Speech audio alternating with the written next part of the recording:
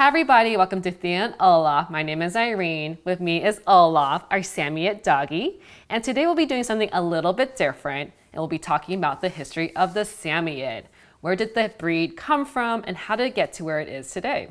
While most dogs that we know today were bred within the last 150 years, the Samoyed dates back to even further, to almost 4,000 years ago. However, the Samoyed bloodline goes back even further to about 35,000 years ago, when the ancient people of Central Asia migrated to the isolated areas of Siberia and the Arctic.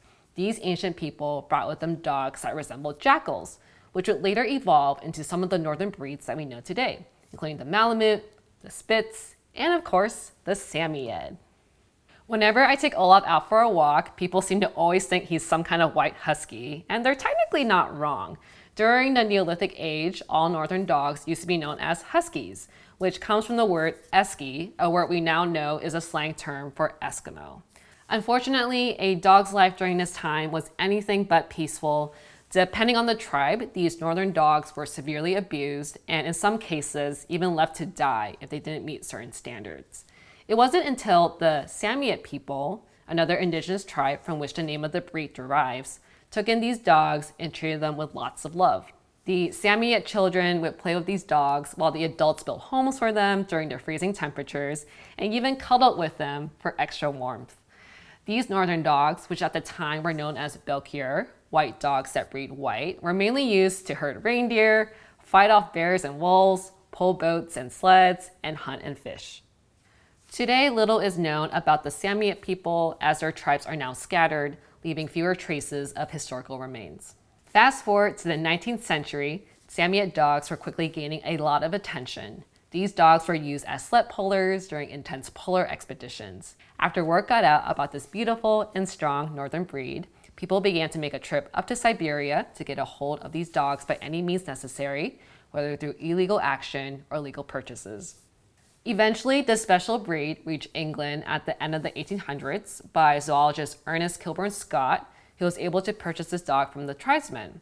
It was then that they would officially become known as the Samoyed, after the Samoyed people.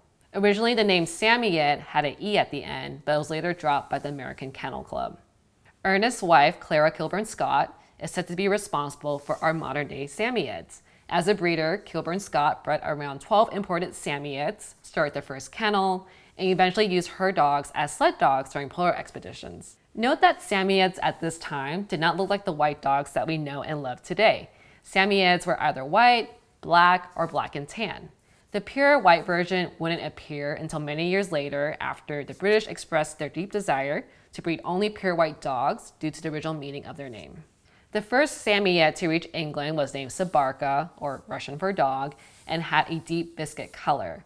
After many years of breeding, we now have the Samoyed that we are familiar with. Though the Samoyed has changed in appearance, not much has changed regarding its personality and temperament. It wasn't until 1923 that the Samoyed Club of America was officially formed and recognized by the AKC with only 40 registered Samoyeds. Typically, more dogs are needed to be registered into the club, but the AKC was so fascinated by this breed that they made an exception. However, the Samoyed was already making history before ever joining the Samoyed Club of America. In 1911, Ita became the first animal to cross into the South Pole, traveling over 1,800 miles in 99 days. In 1907, Mustan of Argenteuil became the first Samoyed to win the American Samoyed Championship. Today, Samoyeds are known as one of the best household pets due to their playful demeanor, protective personality, and loyalty. As mentioned earlier, the history of the Samoyed people is now mostly lost due to Soviet persecution. Most of what we know now comes from fragments of limited history and artifacts.